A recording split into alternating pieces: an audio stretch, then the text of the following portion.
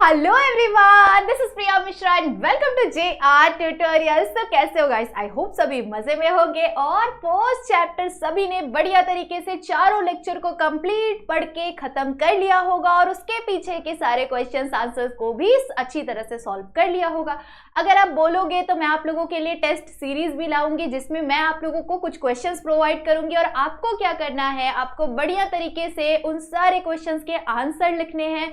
Time limit साथ में रख लो, 20 मार्क्स का पेपर रहेगा। आपको मिनिमम कितने क्वेश्चन, 5 या 10 क्वेश्चंस मैं दे दूंगी सब कुछ ऐड ऑन करके, और आपको क्या करना है, उस टेस्ट को अटेम्प्ट करना है और मस्त से उसकी आंसर लिखनी है। और फिर आपको क्या करना है, मेरे इंस्टा पे आपको अपने मार्क्स को, रियल मार्क्स को, ठीक है, अपने आप में अज्यूम किए हुए मार्क्स को नहीं भेजना है, ठीक है, आप मुझे भेज सकते हैं। सो अगर आप बोलोगे तो मैं ये चीज करूंगी, कमेंट सेक्शन में जरूर से बता देना। ओके, चलो।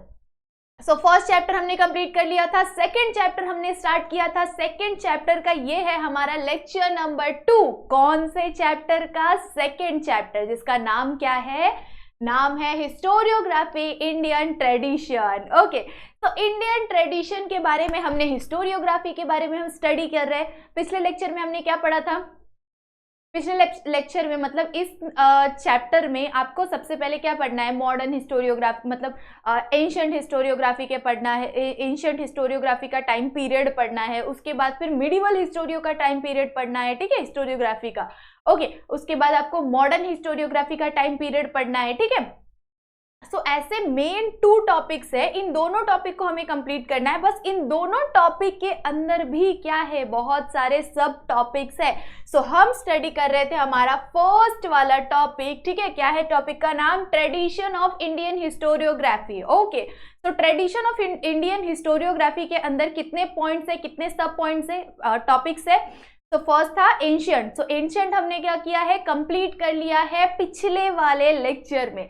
तो अगर आप लोगों ने नहीं देखा है तो जल्दी जल्दी से जाके पहला लेक्चर देखो ताकि आपको दूसरा लेक्चर भी बढ़िया तरीके से समझ में आ जाए। ओके, चलो आज हम स्टडी करने वाले हैं कौन से टॉपिक के बारे में? एंशिएंट कंप्लीट हो गया, कौन सा आएगा? मिडिवल आएगा। मिडिवल के अंदर नीचे में क्या आएगा? मॉडर्न आएगा। ओके, सो मिडिवल को पहले पढ़ेंगे। मिडिवल हिस्ट्री के बारे में हमें क्या करना है, स्टडी करना है। चलो फटाफट से, ये सारे कंप्लीट हो चुके हैं, नोट्स मैंने आप लोगों को प्रोवाइड किए हैं, तो नोट्स को लिखो, ठीक है। मैं जो भी नोट्स आप लोगों को यहाँ पे प्रोवाइड करती हूँ उन नोट्स को अगर आप लिखोगे तो वो आप लोगों के लिए बहुत ज्यादा यूजफुल, बहुत ज्यादा बेनिफिशियल रहेगा, क्योंकि पूरे चैप्टर को जब आप पढ़ते हो ना तो बहुत ज्यादा कंटाल आता है। सो अगर आपने कुछ मेन हेडिंग टॉपिक्स को पढ़ लिया ना तो उससे आपको क्या हो जाएगा ना, पूरे चैप्टर को एकदम अच्छी तरह से रट्टा नहीं मारना पड़ेगा। आप मेन टॉपिक को एक बोलते हैं ना चार्ट फॉर्म में आपको याद रह जाएगा कि इस टॉपिक से अगर आपने कोई नाम पढ़ा तो आपको तुरंत क्लिक होगा माइंड में कि हाँ इससे ये रिलेट कर रहा है, इससे ये रिलेट कर रहा है, इससे मैं आंसर क्रिएट कर सकता हूँ। ओके, चलो। सो इस चीज को आपको क्या करना है, ध्यान में रखना है और ट्राई करना है। ओके, सारे नोट्स को लिखो, अच्छी तरह से पढ़ो, और कुछ डाउट रहे तो कॉमेंट करो। कॉमेंट के साथ साथ मैं आपको इंस्टा ID दूंगी लास्ट में, आप उस पर भी जाके चेकआउट कर सकते हो, मुझे मैसेज कर सकते हो, मैं रिप्लाई करूंगी। ओके, चलो स्टार्ट करते हैं हमारा historiography in the medieval period. Historiography in the medieval period. Okay, so ancient period कितना था, कब से कब तक था एंशिएंट पीरियड? मैंने आपको पिछले लेक्चर में बताया था 9th सेंचुरी से पहले का जो जितना भी टाइम था वो कौन सा टाइम था हमारा? 9th सेंचुरी से पहले का जितना भी टाइम था वो हमारा एंशिएंट हिस्ट्री था। कौन सा हिस्ट्री? Ancient history. अब 9th के बाद जो है वो हिस्ट्री कौन सी हिस्ट्री हो जाएगी? 9th सेंचुरी से लेके 18th सेंचुरी तक का जो टाइम है वो कौन सा हिस्ट्री हो जाएगा? वो हो जाएगा हमारा medieval period of history. Okay, तो मिडिवल पीरियड ऑफ हिस्ट्री के अंदर हमें क्या पढ़ना है? मिडिवल टाइम पे क्या क्या चीजें हुई? एंशिएंट के बाद तो क्या हुआ था, डेवलपमेंट हो गया था, राजा महाराजा आ गए थे, मुगल आ गए थे, मराठा आ गए थे, बहुत सारी चीजें हो गई थी। तो ये सारी चीजें किस तरह से हुई और हिस्टोरियोग्राफी किस तरह से लिखा गया मिडिवल टाइम पे, उस चीज को हमें यहाँ पे ध्यान में रखना है। ओके, चलो। सो आप लोगों के लिए मैंने कुछ चार्ट फॉर्म में, मतलब कि कुछ शॉर्ट पॉइंट्स निकाले हुए हैं जिसकी हेल्प से आपको हर एक टॉपिक आपके माइंड में ना बढ़िया तरीके से सेट हो जाएगा। ओके, चलो। सो स्टार्ट करते हैं। सबसे पहला हमारा मेन चीज इसमें हमें क्या बताया हुआ है, मिडिवल पीरियड, मतलब कि मिडिवल पीरियड में कौन आ जाएगा? राजा महाराजा आ जाएगा। ठीक है, राजा महाराजाओं के बारे में, उस टाइम की हिस्ट्री के बारे में लिखी जाने लग गई। सो उसी तरह से कश्मीर की हिस्ट्री के बारे में जब लिखा गया, चलो थोड़ा सा कलर अलग सा ले लेती हूँ मैं, चलो ब्लू कलर ले लूँ, तो नहीं तो गर्ल्स का फेवरेट पिंकी, पिंकी मैं भी गर्ल हूँ ना, तो मेरा पिंक फेवरेट नहीं। चलो कश्मीर, ओके। सो कश्मीर की हिस्ट्री को जो लिखा गया, ये येलो कलर ही क्यों आ रहा है अब हंसो मत, ओके। मैंने यहाँ पे 2 कलर का ऑप्शन होता है, पेन में यूज कर सकते हैं। ओके, सो कश्मीर की हिस्ट्री को जो लिखा गया, कश्मीर की हिस्ट्री को लिखा गया, किसने लिखा कश्मीर की हिस्ट्री को, और कश्मीर की हिस्ट्री को जो लिखा गया उसका नाम क्या है? तो कश्मीर की हिस्ट्री का नाम है राजतरंगिनी। क्या नाम है उसका? राजतरंगिनी। ओके, सो ये राजतरंगिनी किसने लिखा? रिटन बाय, क्या लिखा हुआ है? कल्हाना। ठीक है, सो ये किसने लिखा था? कल्हाना ने लिखा था। किसने लिखा था? कल्हाना ने लिखा था। कौन से टाइम पे लिखा था? इन 12th सेंचुरी। कौन से टाइम पे लिखा? इन 12th सेंचुरी। मैंने बताया आपको 9th सेंचुरी से 18th सेंचुरी तक का जो टाइम था वो कौन सा पीरियड था? वो पीरियड था हमारा मिडिवल हिस्ट्री का पीरियड था। ओके, तो इस चीज को याद रखना है कि सबसे मिडिवल हिस्ट्री में क्या लिखा गया? सबसे पहले कश्मीर की हिस्ट्री लिखी गई। अब जैसे कि आप लोगों को पता है अलग अलग स्टेट है, हमारे इंडिया में बहुत सारे स्टेट है, अलग अलग स्टेट की अलग अलग हिस्ट्री है कि नहीं? अगर आप जाओगे राजस्थान तो राजस्थान की अपनी बहुत बड़ी हिस्ट्री है। आप जाओगे महाराष्ट्र तो महाराष्ट्र में बहुत बड़ी हिस्ट्री है उनकी, शिवाजी महाराज का, ठीक है, ये सब मुगलों की हिस्ट्री, ये सब बहुत बड़ी हिस्ट्री है, ठीक है कि नहीं? उसी तरह से कश्मीर की जो हिस्ट्री थी, कश्मीर की भी अपनी एक प्राइवेट हिस्ट्री थी।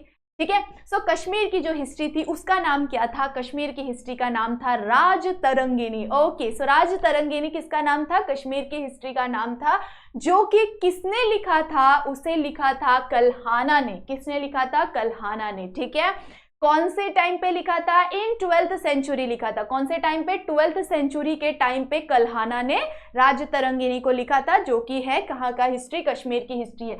और इस हिस्ट्री को जब वो लिख रहा था तो अब डायरेक्टली मुंह उठा के आके कुछ भी लिख के चले जाएगा क्या? अगर मुझे बोल दिया किसी ने कि तुम लिखो महाराष्ट्र की हिस्ट्री, क्या मैं डायरेक्टली मुंह उठा के जाऊंगी और महाराष्ट्र की हिस्ट्री ऐसे बस अज्यूम करूंगी चीजें और फटाफट फटाफट लिख दूंगी? क्या नहीं लिखूंगी, है कि नहीं? रॉन्ग हो जाएगा, ये तो बहुत गलत हो जाएगा। सारे आके मुझे पीट देंगे, पीछे कर देंगे मेरा है कि नहीं? सो इसी तरह से उन्होंने क्या किया, जब उन्हें हिस्टोरियोग्राफी लिखनी थी, जैसे उन्हें किसी जगह की हिस्ट्री लिखनी थी, तो उससे पहले उन्होंने क्या किया? उसे क्रिटिकली एग्जामिन किया। क्या किया? उन्हें उस चीज को उन्होंने क्रिटिकली एग्जामिन किया। जैसे सपोज अगर उन्हें कश्मीर की हिस्ट्री लिखनी है, तो कश्मीर की हिस्ट्री लिखने से पहले उन्होंने पूरे कश्मीर की हिस्ट्री के बारे में रिसर्च किया, ढूंढा, खोजा और फिर अलग अलग डॉक्यूमेंट्स प्रेजेंट किए, जिससे उनके ऊपर लोग क्या कर सके? बिलीव कर सके, भरोसा कर सके। ठीक है, तो क्रिटिकली उन्होंने क्या किया? एग्जामिन किया। ठीक है, कैसे एग्जामिन करेंगे? कौन कौन सी चीजों को उन्होंने ध्यान में रखा? जैसे कि इंस्क्रिप्शंस को देखा, कॉइन्स को देखा। इंस्क्रिप्शंस मतलब क्या? अलग अलग जगहों पे कुछ ना कुछ लिखी हुई होती है, कुछ ना कुछ छपी हुई होती है कि नहीं? जैसे अगर किसी पत्थर पे, सपोज कोई पत्थर है, इंस्क्रिप्शन का मीनिंग मैंने आप लोगों को बहुत बार बता दिया है, फर्स्ट चैप्टर में भी बताया था और सेकेंड चैप्टर के फर्स्ट लेक्चर में भी बता दिया है। ठीक है, सो आई गेस सबको इंस्क्रिप्शन का मतलब समझ में आ ही गया होगा और बार बार बताने की जरूरत नहीं पड़ी होगी। ठीक है, सो इंस्क्रिप्शन जैसे कुछ पत्थर होता है, कोई चीज होती है, कोई कागज होता है, कोई किला होता है, कोई बड़ा महल होता है, उन सभी जगहों पे अगर कोई चीज लिखी हुई होती है तो उसे हम क्या मानते हैं? उसे हम इंस्क्रिप्शन मानते हैं। इंस्क्रिप्शन को हिंदी में कहा जाता है शिलालेख। ओके, चलो उसी तरह से कुछ कॉइन्स मिलते हैं। कॉइन के ऊपर क्या होता है? कॉइन के ऊपर किस चीज की पिक्चर्स होते हैं? राजा महाराजा या किसी प्रकार के क्रॉप या फिर उसके साथ में कुछ लिखा हुआ होता है। जैसे हमारे यहाँ पे हमारे जो कॉइन्स है, अलग अलग कॉइन्स है, इतना बड़ा साइज नहीं है, इतना सा कॉइन, बट पहले के टाइम पे बड़े बड़े कॉइन्स होते थे, अलग अलग चीजों के, अलग अलग मेटल्स के कॉइन होते थे। ठीक है, गोल्ड के भी होते थे, सिल्वर के भी होते थे, कॉपर के भी होते थे। ठीक है, अलग अलग चीजों के होते थे। उसी के साथ उससे क्या किया जाता था? उसके ऊपर एग्जामिन किया जाता था, रिसर्च किया जाता था, जिससे क्या पता चले कि वो कौन सी सेंचुरी का है, उस टाइम पे कौन से राजा थे, उस टाइम पे कौन से राजा ने कितने सालों तक राज किया हुआ था, ये सारी चीजें, उस टाइम का पोशाक कैसा था, उधर की लैंग्वेज कैसी थी, ये सारी चीजों के ऊपर क्या करते थे? वो क्या बोलते हैं उसे, रिसर्च करते थे एंड देन उसके डॉक्यूमेंट्स प्रेजेंट करते थे, जिससे क्या पता चलता था कि हाँ इन्हें इस चीज का प्रॉपर नॉलेज है, इनके पास सबूत है, तब जाके वो क्या कर सकते हैं, वो हिस्ट्री को लिख सकते हैं। ओके, सो इसी तरह से कल्हाना ने क्या किया, क्रिटिकली एग्जामिन किया, ठीक है, इंस्क्रिप्शंस, कॉइन, ये सारी चीजों को देखा, समझा और तब जाके उन्होंने क्या किया, कश्मीर की हिस्ट्री को लिखा। ठीक है, कश्मीर की हिस्ट्री का नाम कमेंट सेक्शन में बताओ। ओके, चलो नेक्स्ट देख लेते हैं मिडिवल हिस्टोरीज। ठीक है, मिडिवल हिस्ट्रीज के बारे में हमें और देखना है, जो कि है मुस्लिम रूल्स। जैसे अभी आप लोगों को पता है किसका टाइम था, वो टाइम मुगलों का टाइम था। ठीक है, वो क्या करते थे, हमारे इंडिया पे राज करते थे, अलग अलग जगहों पे बहुत ज्यादा टाइम तक उन्होंने क्या किया, राज किया है। और उसके बाद हमें किसने छुटकारा दिलाया, मराठाओं ने छुटकारा दिलाया। ठीक है, मराठा ने क्या किया, उनके साथ युद्ध वगैरह करके जीते, तब जाके हमें थोड़ी बहुत शांति मिली। और उसके बाद कौन आ गए, उसके बाद अंग्रेज आ गए। ठीक है, तो उन्होंने फिर से अगेन राज किया और फिर जाके लड़ाई झगड़े हुए और फिर जाके हम स्वतंत्र हैं और अभी हम फोन पे बैठ के पढ़ाई कर रहे हैं, है कि नहीं। चलो, तो उसी तरह से जो मिडिवल टाइम था, मिडिवल पीरियड था, उस टाइम पे सबसे ज्यादा किसका राज चलता था, उस टाइम पे सबसे ज्यादा मुस्लिम का राज चलता था। ठीक है, सो मुस्लिम रूल्स क्या करते थे उस टाइम पे सबसे ज्यादा चलता था। और वो मुस्लिम जो थे वो किससे इन्फ्लुएंस थे, कौन सी लैंग्वेज से इन्फ्लुएंस थे, वो इन्फ्लुएंस थे कौन सी लैंग्वेजेस से, दिस टू लैंग्वेजेस है जो कि है अरेबिक एंड पर्सियन। तो जो मुस्लिम संस्कृति मतलब टाइम था, राजा महाराजा का जो टाइम था, उस टाइम पे वो कौन सी लैंग्वेज से ज्यादा इन्फ्लुएंस्ड होते थे, अरेबिक लैंग्वेज। जैसे आप लोगों को पता है अरबी, वो लोग अभी भी अरबी पढ़ते हैं, अभी भी मतलब उनकी लैंग्वेज है तो ऑफ कोर्स पढ़ेंगे, है कि नहीं। हमारी संस्कृति अलग अलग संस्कृति, जैसे अगर हिंदू की संस्कृति अलग है तो उसी तरह से मुस्लिम की संस्कृति अलग है और उनकी लैंग्वेजेस अलग है, उनकी पढ़ाई की भाषाएं अलग है। तो उसी तरह से वो क्या करते हैं, अभी भी पढ़ते हैं और उस टाइम पे भी पढ़ते थे। ठीक है, सो उसी तरह से जैसे अभी हमारा क्या है, संस्कृत है कि नहीं। संस्कृत में हमारे गीता, महाभारत, रामायण, ये सब चीजें क्या होती है, ये सब किसमें लिखी हुई होती है, ये सब हमारे संस्कृत लैंग्वेज में लिखी हुई थी। संस्कृत को बहुत ज्यादा शुद्ध माना जाता है, उसी तरह से उनकी अरेबिक लैंग्वेज को भी बहुत ज्यादा शुद्ध माना जाता है। उसी तरह से क्या करते थे उस टाइम के जो मिडिवल पीरियड के जो मुस्लिम थे, ठीक है, मुस्लिम रूलर, जो भी मुस्लिम राजा महाराजा थे, वो किससे इन्फ्लुएंस थे, वो कौन सी लैंग्वेजेस से, वो दो लैंग्वेजेस थी, अरेबिक एंड पर्सियन। इन दो लैंग्वेजेस से वो क्या थे, बहुत ज्यादा इन्फ्लुएंस थे। ओके, देन जो जियाउद्दीन बाबर होल्ड्स क्या है, इंपॉर्टेंट प्लेस। जो जियाउद्दीन बाबर थे वो क्या करते हैं, वो एक इंपॉर्टेंट प्लेस होल्ड करते हैं उस टाइम के लिए। ठीक है, उस टाइम के लिए वो क्या करते थे, उस टाइम पे बहुत ज्यादा इंपॉर्टेंट रोल प्ले किया था उन्होंने। क्या किया था, बहुत ज्यादा इंपॉर्टेंट रोल प्ले किया था उन्होंने।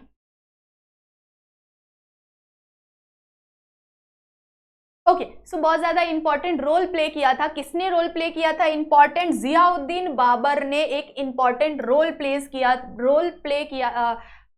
मतलब प्ले किया था। सपोज मतलब उस टाइम के ना वो एक बहुत ज्यादा इंपॉर्टेंट पर्सन थे और उन्होंने क्या लिखी हुई थी, उन्होंने तारीख ए फिरोज शाही बुक, इस तारीख ए फिरोज शाही बुक को क्या किया था, उन्होंने लिखा था। उनके द्वारा लिखी जाने वाली बुक कौन सी थी, तारीख ए फिरोज शाही। ठीक है, इस बुक को उन्होंने लिखा था। किसने लिखा था, जियाउद्दीन बाबरी ने लिखा था। बरानी ने, सॉरी, ओके, जियाउद्दीन बरानी ने लिखा था। वो क्या थे, एक इंपॉर्टेंट पर्सन थे उस टाइम के। ठीक है, और उन्होंने क्या लिखा था, एक तारीख ए बाबरी, इस बुक को उन्होंने क्या किया था, लॉन्च किया था, उस टाइम पे उन्होंने लिखा हुआ था। ठीक है, अब उस टाइम की उस बुक में भी क्या रहेगा, उनसे रिलेटेड चीजें रहेगी या उस टाइम से रिलेटेड जो भी चीजें होती है, उस टाइम की जो भी हिस्ट्री थी, वो सारी चीजों को उन्होंने क्या किया था, इस किताब के अंदर उन्होंने लिखा हुआ था। ठीक है, बहुत ज्यादा चीज कुछ भी हो रहा है यहाँ पे किसकी वजह से हो रहा है, मेरे इस खूबसूरत बालों की वजह चलो आगे देख लेते हैं। बाबर, ओके, सो यहाँ पे हमें और साथ में कुछ और चीजें ध्यान में रखनी है। जैसे कि सपोज अब उन्होंने क्या कहा था, ठीक है, कल्हाना ने या फिर उस टाइम के जितने भी लोग थे, जैसे कि किन्होंने कहा था, हाँ, तारीख है फिरोज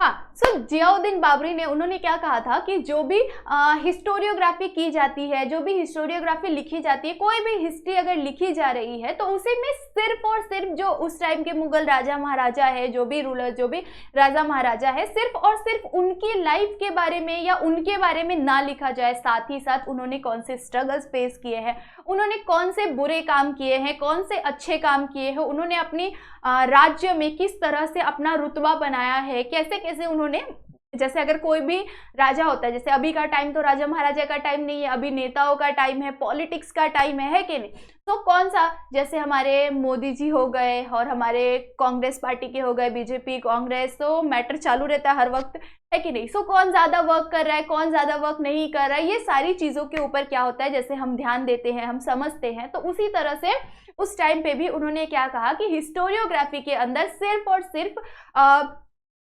किसी राजा के बारे में, किसी भी जो भी मुस्लिम राजा थे उसके बारे में सिर्फ और सिर्फ ना लिखा जाए, साथ ही साथ बहुत सारी अलग अलग चीज़ों के बारे में भी, पॉलिटिक्स के बारे में भी, वो किस तरह से क्या कर रहे हैं, कौन से बुरे कौन से अच्छे काम कर रहे हैं, उन सभी चीज़ों के क्या करो, हिस्ट्री के अंदर इंक्लूड करना भी बहुत ज़्यादा क्या है, ज़रूरी है। ठीक है, उसी के साथ साथ उन्होंने कुछ और भी चीज़ें कही हुई थी जो कि आप लोगों को, अगर आप टेक्स्ट बुक रीड करोगे तो टेक्स्ट बुक रीड करते टाइम आपको बहुत सारी चीज़ें अच्छी तरह से समझ में आ जाएगी, क्योंकि मैं यहाँ पे पढ़ा रही हूँ। पढ़ाने के बाद आपका काम है कि आप क्या करो, टेक्स्ट बुक को रीड करो। ठीक है, टेक्स्ट बुक को बस एक बार रीड करो। ठीक है, मेरे बोलने से बस आप एक बार रीड करो, मैं यहाँ पे आपको पढ़ा भी रही हूँ, और अगर आप टेक्स्ट बुक रीड कर लोगे ना तो वो एकदम ज़्यादा अच्छी तरह से आपके दिमाग में सेट हो जाएगा। ठीक है, आंसर भी आप लोगों को बहुत अच्छी तरह से लिखने आ जाएगा। ओके, चलो, तो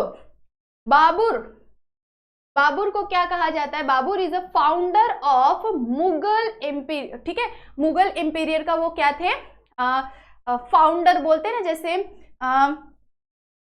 कोई टाइम होता है, ठीक है, कोई टाइम होता है, उस टाइम पे कोई तो भी इंसान ऐसे होते हैं ना जो कि बहुत महान साबित होते हैं, है कि नहीं। उसी तरह से क्या किया जाता है, उनको उस जगह का, जैसे हमारे गांधी जी को, ठीक है, गांधी जी को किस तरह से लोगों ने क्या कहा, राष्ट्रपिता कहा। ठीक है, राष्ट्रपिता कहते हैं। उसी तरह से जो कौन थे, बाबर, जो कि बाबर जिनका नाम था, उनको क्या कहा गया, फाउंडर ऑफ मुगल एम्पायर। ठीक है, उनको फाउंडर ऑफ मुगल एम्पायर कहा जाता है। ठीक है, जो कि उन्होंने क्या किया है, लिखा हुआ है, क्या लिखा हुआ है, ऑटोबायोग्राफी। अब ऑटोबायोग्राफी क्या होता है बच्चों, आप सभी को आई गेस पता होगा, लेकिन कुछ बच्चे नहीं पता होगा जिन्हें, उनको बता देती हूँ कि अगर आप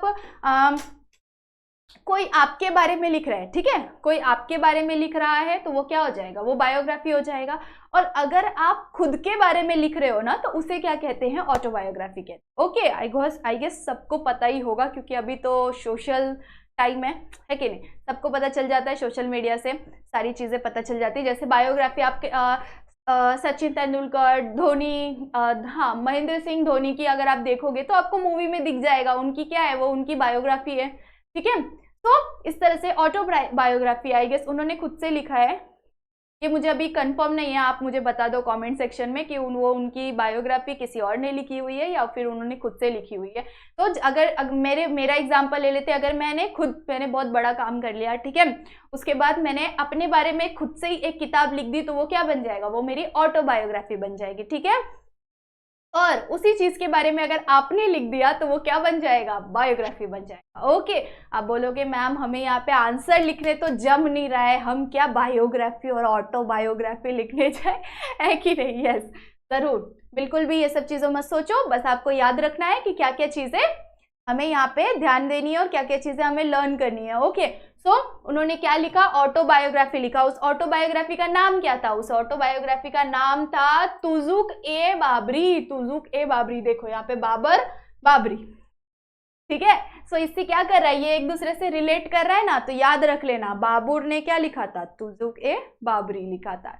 बाबर ने क्या लिखा था, तुजुक ए बाबरी लिखा था। ठीक है, सो इस चीज से आप क्या कर सकते हो, उसे याद कर सकते हो। ओके, चलो, आई होप सो ये टॉपिक भी आपको बढ़िया तरीके से समझ में आ गया होगा कि किसने लिखा था, बाबर ने क्या लिखा था, तुजुक ए बाबरी इस बुक को लिखा था, जिसके अंदर उन्होंने अपनी लाइफ के बारे में लिखा, अपनी प्रॉब्लम्स और अपनी जीवन, मतलब उन्होंने अपने पूरी लाइफ में, अपनी पूरी होल लाइफ में उन्होंने क्या क्या चीजें की, किस तरह से की, ये सारी चीजों को क्या किया था, उन्होंने इस बुक के अंदर लिखा हुआ था। ठीक है, देन अबुल फजल, ठीक है, अबुल फजल, उन्होंने क्या लिखा था? अकबरनामा लिखा था। उन्होंने क्या लिखा था? अकबरनामा लिखा था। Is a important for history, ठीक है, वो क्या है? हिस्टोरियोग्राफी के लिए ये एक बहुत ही इंपॉर्टेंट सोर्स है। जैसे कि अगर कोई सबूत, अगर आपको अभी कोई चीज लिखनी है, अगर सपोज एक एग्जाम्पल ले लेते हैं, जैसे अगर आपको आंसर लिखना है, आपको मैंने कोई क्वेश्चन पूछ दिया, तो उस क्वेश्चन से रिलेटेड आपको क्या करना पड़ेगा? कोई बुक अगर आपने पढ़ी हुई होगी या फिर कुछ तो भी आपने उससे रिलेटेड पढ़ा होगा, तभी जाके आप उस चीज का आंसर दे सकते हो मुझे, है कि नहीं? अगर मैंने अभी हिस्ट्री के टेक्स्ट बुक में से आपको कोई भी रैंडम क्वेश्चन पूछ लिया, तो अगर आपके पास वो बुक है, आपने उस बुक को पढ़ी है, तभी जाके आप आंसर लिख सकते हो, है कि नहीं?